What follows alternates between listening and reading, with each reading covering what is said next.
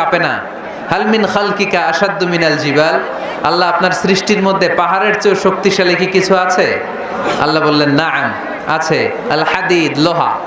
লোহা পাহাড়ের চেয়ে শক্তিশালী, কারণ লোহা পাহাড়ে মারলে পাহাড় ভেঙে যায়, ঠিক কিনা? ফেরেশতারা আরো অবাক, লোহা এত শক্তিশালী? হাল মিন খালকিকা আসাদ্দু মিনাল হাদিদ, আল্লাহ তাহলে লোহার চেয়ে শক্তিশালী মনে হয় কিছু নাই, আছে? আল্লাহ বললেন নাআম, আছে। আন্নার, আগুন, কারণ আগুনের মধ্যে লোহা ফেলে দিলে লোহা গলে যায়, ঠিক কিনা? ফেরেশতারা তো আরো অবাক। ফেরেশতারা বলে তাই নাকি?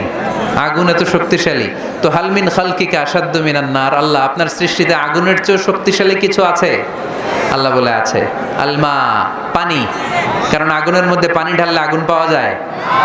ফেরেশতারা তো এবার আরো অবাক, পানি এত শক্তিশালী, ওই পানি ঘট ঘট ঘট ঘট করে আমরা খাই, এত শক্তিশালী আল্লাহ। হাল মিন খালকিকা আসাদ্দু মিনাল মা, আপনার সৃষ্টিকুলের মধ্যে